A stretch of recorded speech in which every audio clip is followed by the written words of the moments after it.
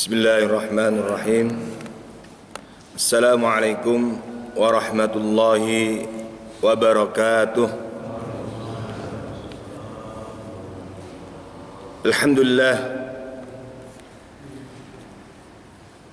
Alhamdulillah wa kafa.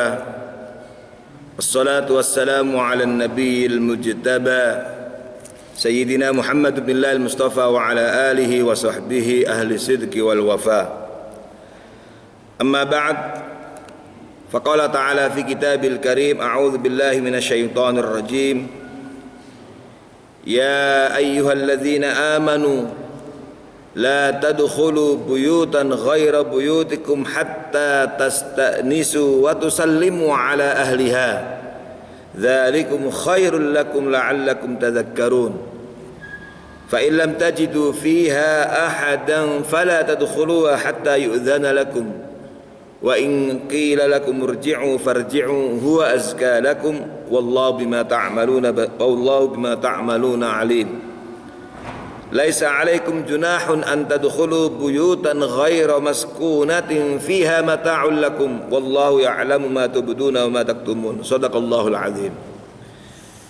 Ma'asyiral muslimin wal muslimat, hafizakumullah. Tidak banyak hamba-hamba Allah yang mendapatkan nikmat, diberikan kemudahan dalam beribadah kepada Allah. Dan pagi hari ini kita termasuk di antara dari sekian banyak hamba Allah yang dipilih oleh Allah, diberikan nikmat oleh Allah untuk beribadah kepadanya melalui salat subuh berjamaah, dan kemudian kita lanjutkan dengan ibadah tafaqquh fiddin. Yang ini semuanya adalah merupakan salah satu jalan yang insya Allah akan memudahkan kita menuju surga Allah Subhanahu wa ta'ala. Karena itu kita bersyukur kepada Allah Subhanahu wa ta'ala, dan kita berdoa semoga Allah Subhanahu wa ta'ala memberikan taufiknya kepada kita untuk menjadi orang-orang yang istiqomah. Ma'asyiral muslimin rahimakumullah. Di dalam membentuk masyarakat yang bersih, di dalam membangun keluarga yang sakinah, mawaddah warahmah, Islam tidak hanya mengandalkan kepada penerapan hukuman saja, melainkan lebih mengandalkan kepada tindakan preventif dan antisipatif. Islam tidak memerangi hasrat dan syahwat manusia, tetapi Islam mengaturnya, menyiapkan lingkungan yang kondusif dan menyalurkannya dengan cara-cara yang suci dan syar'i. Nah, termasuk di antara masalah ini adalah kaitan dengan aturan-aturan ketika memasuki rumah. Al-Quran telah menyinggung dan memberikan arahan kepada kita, dan ini harus menjadi salah satu kurikulum yang kita ajarkan kepada keluarga kita. Aturan-aturan pedoman dalam memasuki rumah yang telah disinggung oleh Allah Subhanahu wa ta'ala dalam Al-Quran. Dan tidak mungkin Allah Subhanahu wa ta'ala menurunkan ayatnya untuk mengatur semua itu, kecuali ini untuk kebaikan hambanya, untuk kebaikan rumah tangga kita, kebaikan keluarga kita. Karena itulah kajian kita pada pagi hari ini, yaitu kita akan mengkaji ayat-ayat tentang pendidikan keluarga yang terkait dengan pedoman memasuki rumah. Sesuatu yang bagi sebagian orang dianggap sepele.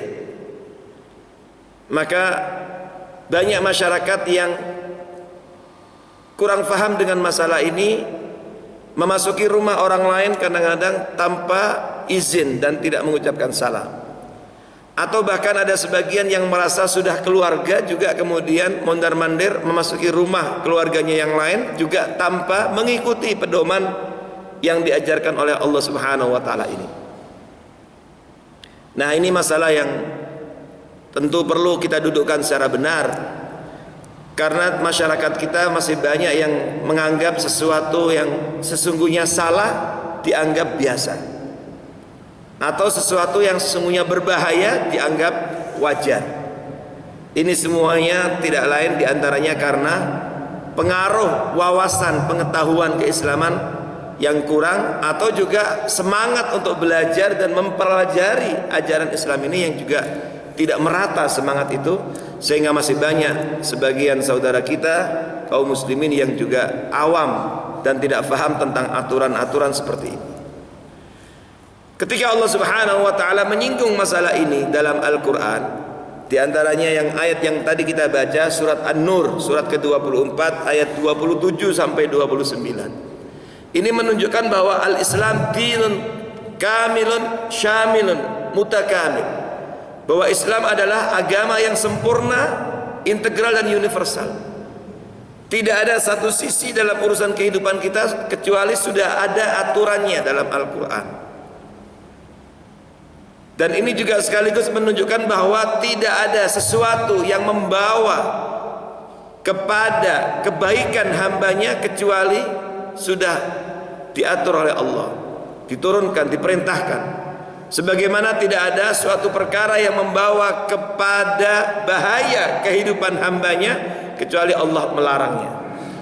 Maka ketika kita membaca aturan-aturan seperti ini tentang pedoman memasuki rumah dan seterusnya yang disinggung oleh Allah, ini tidak lain dalam rangka membawa kepada kebaikan, kemaslahatan, sekaligus sebagai bagian dari upaya atau tindakan preventif dan antisipatif dalam Islam sebelum memunculkan fitnah yang besar. Oleh karena itu, ma'asyiral muslimin rahimakumullah, Islam hadir dengan aturan yang sangat sempurna. Sekaligus ini memberikan pelajaran penting setiap kali membaca ayat-ayat seperti ini, bahwa syariat Islam, salah satu prinsip dalam syariat Islam adalah al-ihtimam bi khususiyati al-mard, yaitu memperhatikan privasi seseorang, termasuk privasi orang lain siapapun dia. Islam memberikan perhatian tentang itu, dan kita pun harus memberikan perhatian terhadap privasi orang lain sehingga kita tidak boleh melanggarnya. Apalagi rumah itu, rumah dalam hal ini adalah merupakan hijab. Rumah itu adalah hijabul mar, adalah hijab seseorang. Rumah itu adalah aurat seseorang. Rumah itu adalah merupakan sesuatu yang sangat privasi dan pribadi bagi setiap insan. Maka disinilah kemudian hadir aturan ini dalam rangka menempatkan privasi itu, dan kemudian sebagai bagian dari hal yang membawa kepada kebaikan seluruh umat manusia. Ayat 27 sampai 29 dari surah An-Nur yang tadi kita baca di awal, Al-Imam At-Tabari dalam tafsirnya, beliau meriwayatkan dari Adi ibnu Thabit sebuah riwayat, yaitu bahwa ada seorang wanita dari kalangan Ansar meriwayatkan asbabun nuzul yang kemudian disampaikan oleh para ulama sebagai sebabun nuzul atau sebab turunnya ayat ini, yaitu dilatar belakangi oleh kejadian ini adanya seorang wanita dari kaum Ansar menemui Nabi SAW, kemudian dia berkata, "Ya Rasulullah, saat di rumah seringkali aku dalam keadaan yang tidak ingin dilihat oleh siapapun, baik oleh ayahku maupun oleh anakku." Nah, coba bayangkan, berarti ini kan masih ada hubungan keluarga. Ketika aku di rumah, aku tidak ingin dilihat oleh siapapun, baik oleh ayahku maupun anakku. Selama ini seorang lelaki dari keluargaku biasa menemuiku mondar-mandir tanpa istizan, tanpa pernah minta izin. Padahal aku dalam keadaan seperti itu, dalam keadaan yang tidak ingin dilihat oleh siapapun. Lalu dalam kondisi seperti ini apa yang harus aku perbuat? Dia bertanya kepada Rasulullah SAW.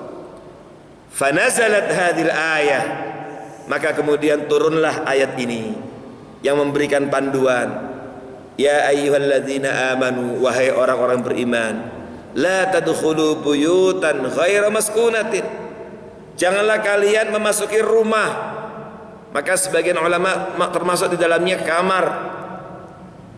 Ghaira buyutikum, yang bukan termasuk rumahmu, bukan termasuk kamarmu, bukan termasuk tempat tinggalmu, bukan termasuk apartemenmu. Hatta tasta'nisu wa tusallimu ala ahliya, sebelum meminta izin dan memberi salam kepada penghuninya. Dzalikum khairul lakum la'allakum tadhakkarun, yang demikian itu lebih baik bagimu. Coba bapak-bapak, ibu-ibu perhatikan ayatnya.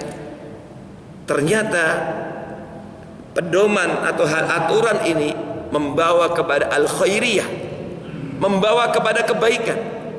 Dzalikum khairul lakum, yang demikian itu lebih baik bagimu. Berarti kalau kita perhatikan, amalkan aturan dari Allah Subhanahu wa taala ini, itu pasti akan membawa kepada kebaikan kehidupan kita, kebaikan rumah tangga kita, kebaikan keluarga kita, kebaikan kehidupan sosial kita. Dan kita faham dengan jelas bahwa kalau keluarga itu stabil, kalau keluarga itu baik, maka pasti tidak bisa tidak akan berdampak pada kebaikan kehidupan berbangsa dan bernegara. Karena negara yang kuat berawal dari keluarga yang taat. Kalau kita melihat sekarang negara bangsa ini morat-marit, dihadapkan pada kondisi yang krusial dalam banyak aspeknya, maka ini juga diantaranya kita lihat karena banyak aturan-aturan Allah dan Rasulnya yang terkait dengan kehidupan rumah tangga pun juga banyak yang tidak diperhatikan, sehingga dampaknya adalah pada kehidupan sosial dan berbangsa dan bernegara. Jadi Allah Subhanahu wa taala tegaskan, dzalikum khairul lakum, yang demikian itu lebih baik bagimu, la'allakum tadhakkarun, agar kamu selalu ingat. Ini ayat 27 seperti disampaikan Al-Imam At-Tabari dalam tafsirnya, dilatar belakangi dengan sebab nuzul yang tadi. Lalu berkaitan dengan ayat 29 dari surat yang sama, ada sebuah riwayat seperti dikutip oleh Imam Ibnu Abi Hatim.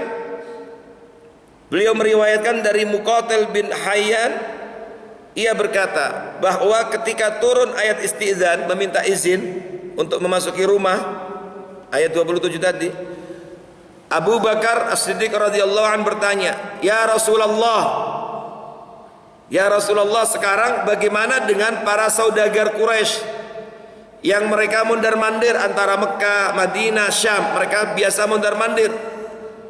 Kemudian mereka memiliki tempat-tempat singgah di jalan yang sudah maklum.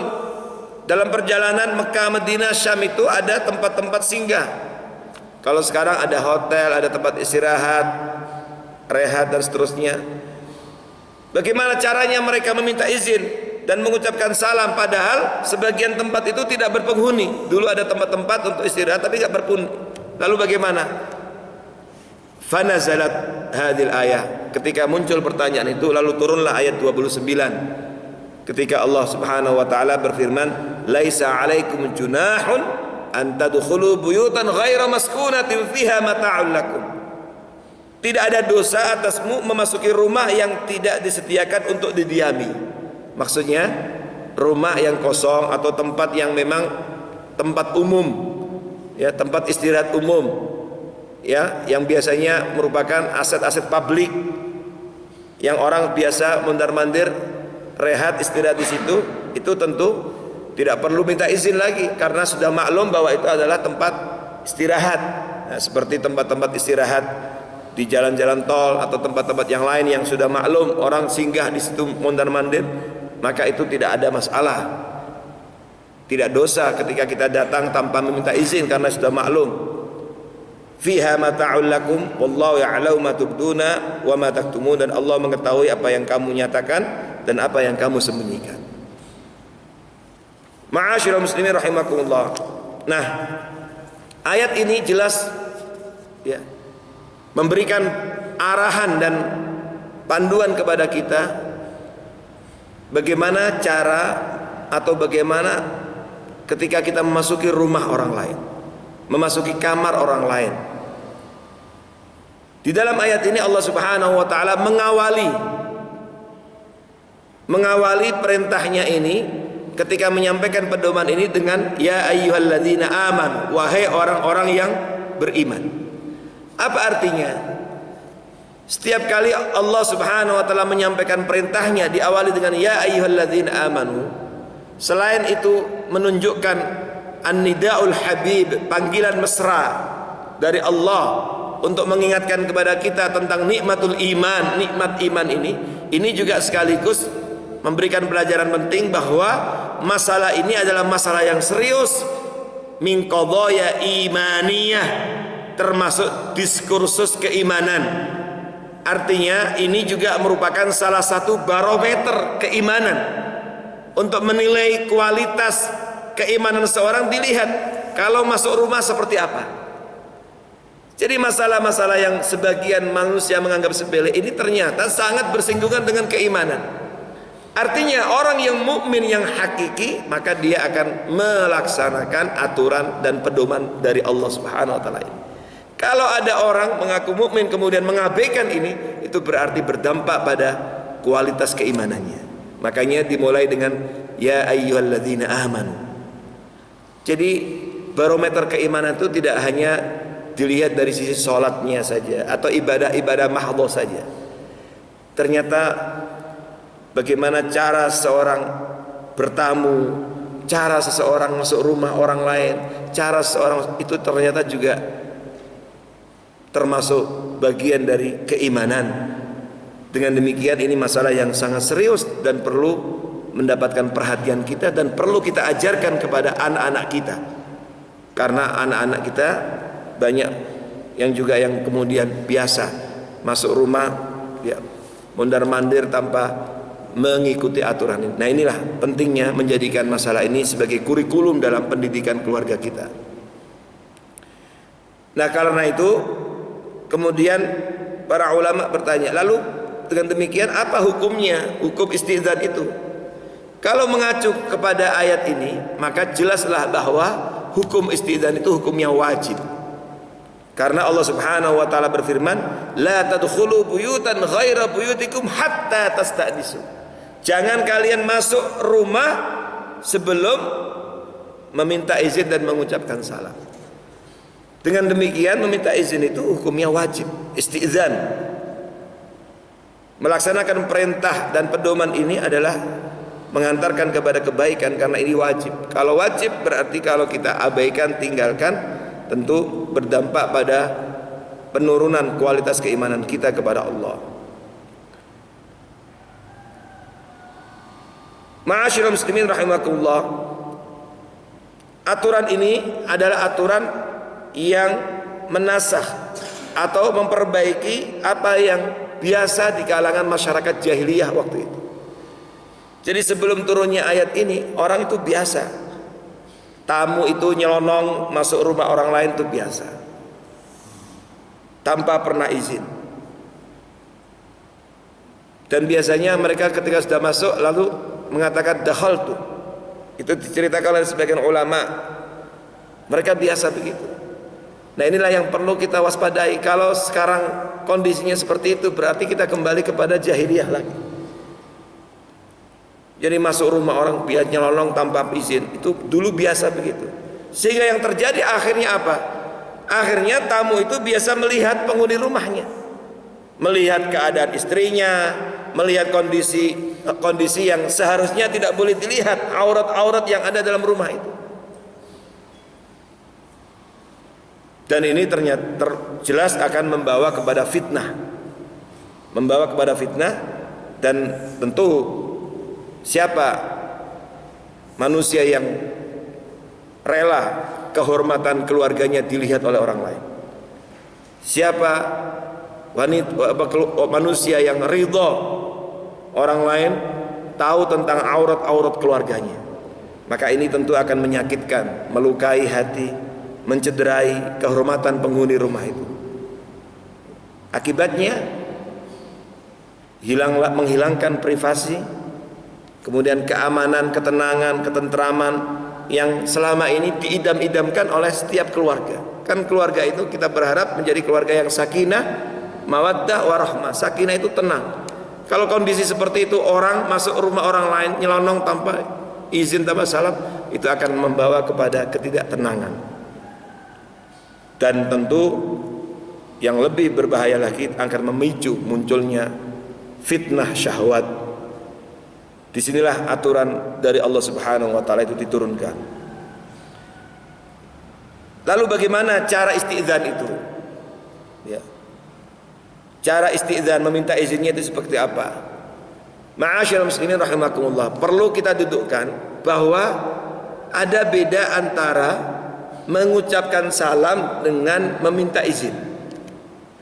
Sebagian orang menganggap ketika mengucapkan salam kemudian dijawab oleh penghuni rumahnya salam itu dianggap udah selesai, berarti itu bagian dari izin, lalu nyelonong masuk saja.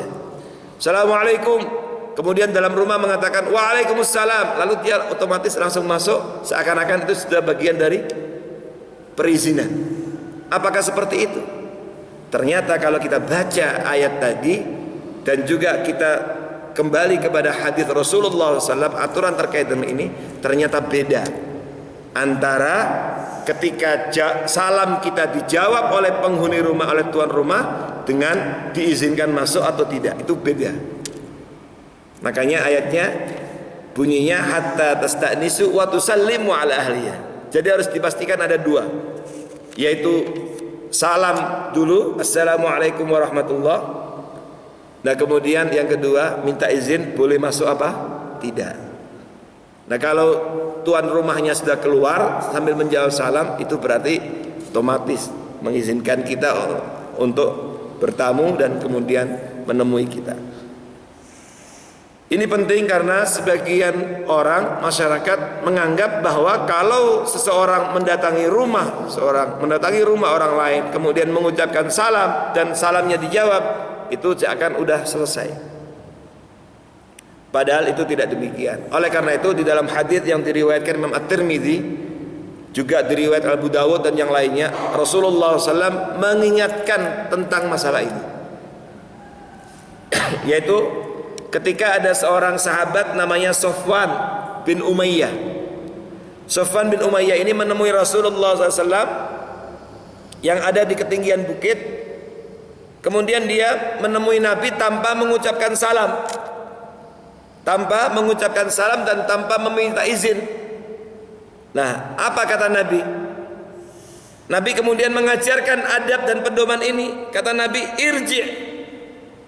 irji faqul assalamualaikum thumma qul a'adkhul.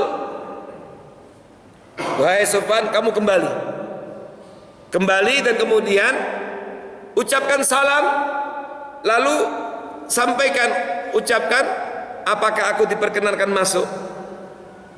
Jadi Nabi ajarkan, karena tadi dia nyelonong saja nemui Nabi tanpa salam wala kalam, maka kemudian Nabi bilang irji, kamu kembali lagi wahai Sofwan, faqul assalamualaikum a'adkhul, lalu ucapkan assalamualaikum, yaitu mengucapkan salam warahmatullahi wabarakatuh. Kemudian a'adkhul, apakah aku diizinkan untuk masuk? Nah, dari hadis ini diriwayatkan Tirmidzi dalam sunannya dan juga Abu Dawud. Dari hadis ini memberikan pelajaran penting kepada kita bahwa Nabi ingin mengajarkan kepada Sofwan dan kita semuanya bahwa ada dua hal yang berbeda, yaitu pertama mengucapkan salam, yang kedua meminta izin boleh masuk apa tidak. Dengan demikian adab pedoman dalam masuki rumah ada dua tadi. Pertama mengucapkan salam, dan salam itu doa. Yang kedua minta izin. Ketika ini memang rumah orang lain. Ya. Jadi kalau kita bertamu, dua hal ini harus kita lakukan. Nah, hanya kemudian di masyarakat itu punya aturan-aturan, hal-hal yang lumrah yang difahami secara bersama. Apa itu? Kalau sudah mengucapkan salam, kemudian tuan rumah atau penghuni rumah itu ada yang keluar, nah itu ya otomatis. Jadi sehingga kita nggak perlu lagi minta izin, Pak, Bu, boleh nggak saya masuk? Karena itu udah otomatis. Tapi kalau dulu, ya, itu perlu disampaikan. Ini adalah aturan yang menghadirkan ketenangan, ketentraman. Jadi dengan demikian mengucapkan salam terlebih dahulu. Ya. Ustaz, bagaimana dengan sekarang orang pada ngetuk-ngetuk pintu? Nah ini juga salam dulu, jangan salamnya diperdengarkan, jangan ketukan pintunya yang keras, salamnya nggak kedengaran. Lalu bagaimana dengan sekarang ada menggunakan bel-bel?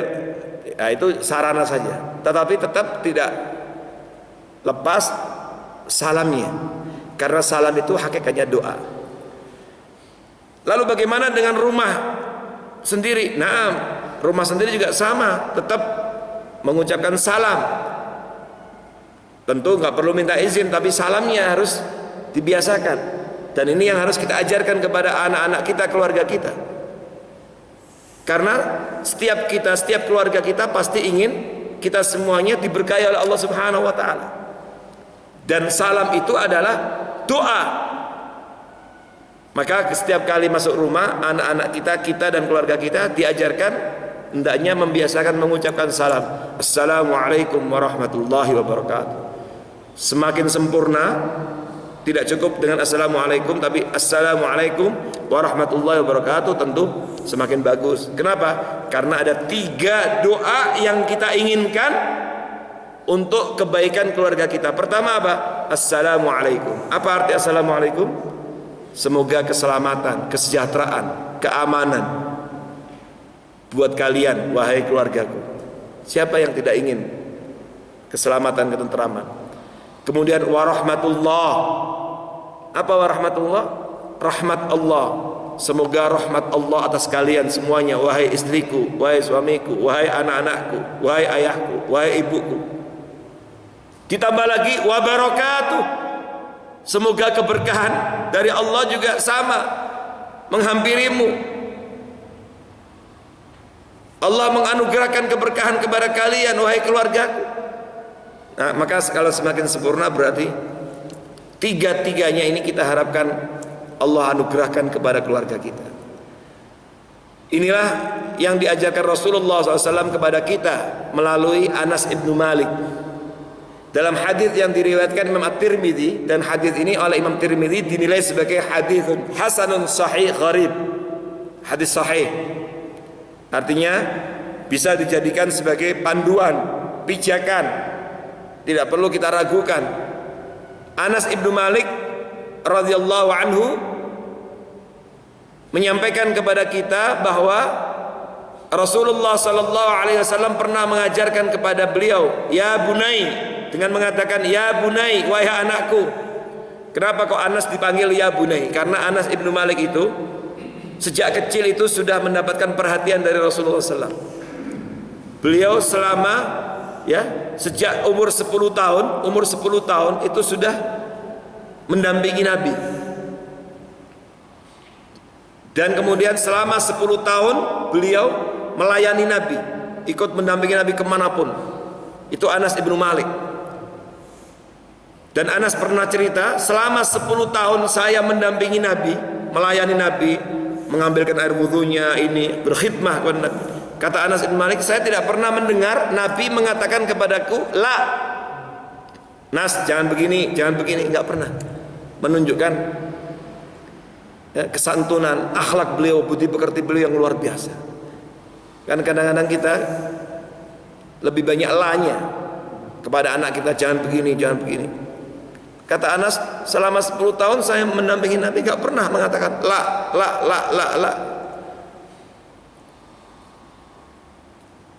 Dan karena begitu lama mendampingi Rasulullah SAW, manusia terbaik, kekasih Allah, wali Allah ini, maka Anas juga mendapatkan kemuliaan luar biasa. Ketika mendampingi Nabi itu, Anas didoakan oleh Nabi. Doanya ini semuanya terkabul. Apa doa Nabi SAW untuk kebaikan Anas? Ada 3. Allahumma, kata Nabi mendoakan buat Anas ibnu Malik yang mendampinginya selama 10 tahun itu, Allahumma akthir, ya, Allahumma akthir lahu dunya wa waladah wa barik lahu. Jadi Nabi mendoakan buat Anas, ya Allah anugerahkan kepada Anas ini dunia, anugerahkan dunia yang banyak, anugerahkan anak keluarga yang banyak, wa barik lahu, berkahi umurnya, wa adkhil jannah, dan masukkan ia ke dalam surga. Apa yang terjadi bapak-bapak, ibu-ibu rahimakumullah? Setelah itu kemudian kita baca dalam sejarah biografi Anas ibnu Malik, semua doa Nabi terkabul. Akhirnya Anas tumbuh berkembang menjadi orang yang kaya raya. Kemudian tadi didoakan banyak anaknya. Wah, benar, anaknya banyak. Kira-kira berapa anaknya? Berapa bapak ibu? Anaknya 120-an. Jumlah anaknya 120-an. Jumlah yang tentu tidak sedikit. Kata orang Betawi ada yang nanya berapa bininya? Ya, tentu nggak lebih dari 4. Karena syariat Islam begitu. 120-an anaknya. Kemudian berapa umurnya? Didoakan wa barik lahu, diberkahi umurnya. Kalau kita baca, umurnya lebih dari 100 tahun. Karena beliau wafat tahun 93 Hijriah. Sementara beliau sudah mendampingi Nabi sejak kecil. Ada yang mengatakan 93 Hijriah, ada yang mengatakan lebih. Jadi luar panjang. Nah, Anas ibnu Malik pernah, makanya dipanggil ya bunai, wahai anakku, saking lamanya. Dianggap kayak keluarganya. Wa ya bunai, wahai anakku, idza dakhalta ala ahlika, apabila kamu ingin menemui keluargamu, memasuki rumahmu, menemui keluargamu, fasallim, maka ucapkanlah salam. Nah, ini Anas diajarkan Nabi. Fasallim, maka ucapkanlah salam. Apa pengaruh salam ini? Apa manfaat mengucapkan salam ketika masuki rumah, ketika menemui keluarga kita? Membiasakan anak-anak kita dengan ucapan salam ini. Yakun barakata alaika wa ala ahlika. Karena ucapan salam ini akan membawa kepada keberkahan bagimu dan bagi keluargamu. Katanya pingin rumah tangga yang sakinah mawaddah warahmah, semoga diberkahi rumah tangganya dan seterusnya. Nah, ini adalah cara untuk menghadirkan keberkahan dalam kehidupan rumah tangga kita. Apa itu? Membiasakan masuk rumah mengucapkan salam. Nah, anak-anak kita harus diajarkan. Nah, kalau masuk rumah baca salam. Assalamualaikum warahmatullahi wabarakatuh. Assalamualaikum. Terbiasa, karena itu doa. Ini yang diantaranya yang memicu hadirnya keberkahan dari Allah Subhanahu wa taala. Dan supaya kita semuanya mendapatkan rahmat dari Allah. Hal-hal yang menurut yang sebagian orang menyepelekan ini sangat penting. Karena tidak ada rumah tangga yang tidak ingin diberkahi oleh Allah Subhanahu wa taala. Maka ini adalah cara. Lalu bagaimana adabnya? Nah, sekarang adab isti'dzannya. Pertama, ketika kita bertamu masuk rumah, adabnya adalah pertama setelah mengucapkan salam adalah meminta izin, lalu masuk berdiri, tidak boleh berdiri di depan pintu, ya. Tapi mengambil posisi di sebelah kanan atau sebelah kiri. Nah, Nabi pernah menegur sahabatnya seperti itu.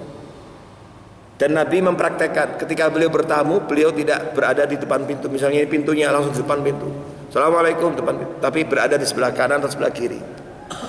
Apa tujuannya? supaya ketika tuan rumahnya membuka pintu kita tidak langsung melihat aurat yang ada di dalamnya. Dan itu ada hadisnya. Yang terjadi sebagian orang kadang-kadang saking bodohnya nggak ngerti aturan ini, malah kadang-kadang celinguan. Assalamualaikum, kemudian diintip-intip, sambil ngintip-ngintip jendela. Assalamualaikum. Jadi sengaja ngintip-ngintip. Itu nggak benar juga. Meskipun dia tidak ingin melihat auratnya, aurat keluarga itu, tetapi memang pengen tahu ada orang apa tidak. Itu nggak boleh. Jadi celinguan gitu, kayak melihat, ingin melihat dari kaca luar dan seterusnya, itu nggak boleh. Jadi berdiri mengambil posisi sebelah kanan atau sebelah kiri, tidak langsung berhadapan dengan pintunya. Ini yang terjadi. Ada sebuah hadis di antara yang diriwayatkan oleh Imam Bukhari dalam Sahihnya.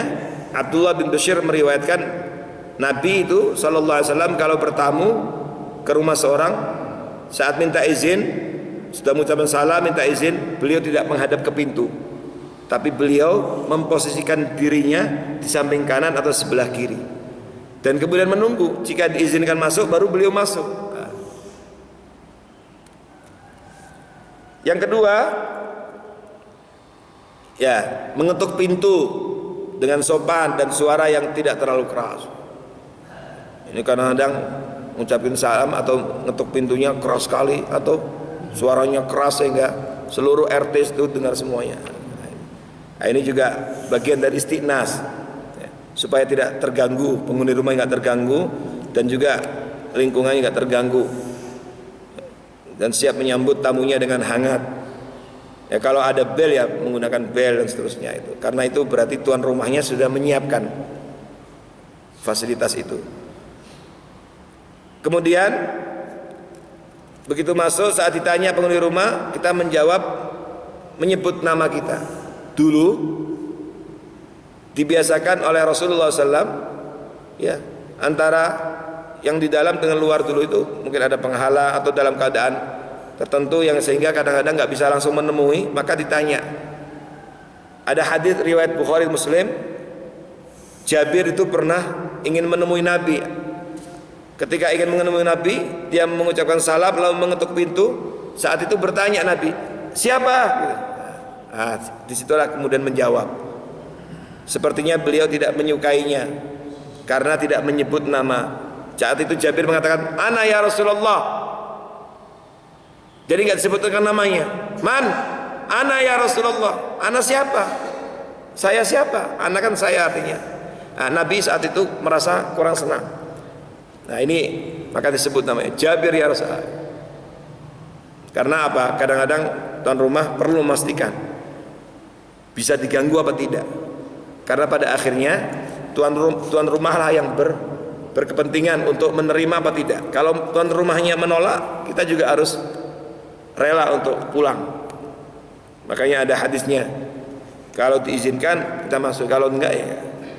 Hanya masalah seperti ini kadang-kadang di kultur ketimuran kita kayaknya kok nggak nyaman. Padahal itu sebenarnya biasa. Berarti mungkin tuan rumahnya dalam kesibukan yang nggak bisa diganggu. Itu biasa. Maka berikutnya tadi, kalau tidak ya penghuninya keberatan meminta ini, ya kita dengan ikhlas harus pulang. Makanya ada hadis, kita mengucapkan salam 3 kali, isti'zan itu 3 kali. Al-isti'zan thalatha. Jika diizinkan masuk, jika tidak ya udah. Misalnya salam, assalamualaikum, udah mengucapkan salam 3 kali, kalau nggak ada jawaban, nggak ada ini, ya udah, berarti kita belum diizinkan, maka kita pulang. Nah, ini beberapa hal aturan terkait dengan ini. Lalu bagaimana dengan memasuki kamar ibu kita atau saudara perempuan kita? Itu ternyata juga sama. Itu juga harus membiasakan dengan mengucapkan salam, meminta izin. Maka di dalam surat yang lain Allah Subhanahu wa taala mengingatkan ada 3 aurat, 3 waktu yang perlu selalu minta izin. Liyasta'dzinkum alladziina malakat aymanukum walladziina lam yablughu huluma minkum thalatha aurat. Yaitu 3 hal, ketika aurat itu, yaitu waktu sebelum subuh. Karena umumnya orang sebelum subuh berarti dia dalam keadaan berbaring, dalam keadaan tidur istirahat. Kemudian ketika tengah hari saat melepas pakaian, kemudian tengah malam hari orang nyantai biasanya pakaiannya, saat-saat seperti itu harus diperhatikan lagi. Meskipun kita berada dalam rumah, ketika ingin menemui ibu kita, menemui saudara perempuan kita, itu hal-hal seperti itu juga perlu diajarkan.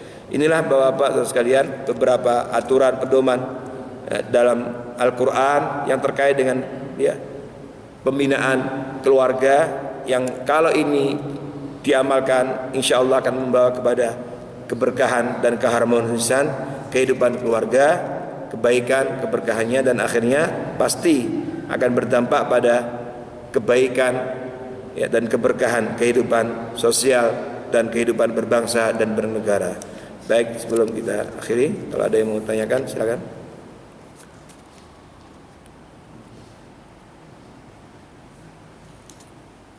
Baik, kalau tidak ada, mari kita tutup majelis ini dengan membaca doa kafaratul majelis. Subhanakallahumma bihamdika asyhadu an la ilaha illa anta astaghfiruka wa atubu ilaik. Aqulu qouli hadza astaghfirullah wa lakum wa fawqa kulli dzin alim. Assalamualaikum warahmatullahi wabarakatuh.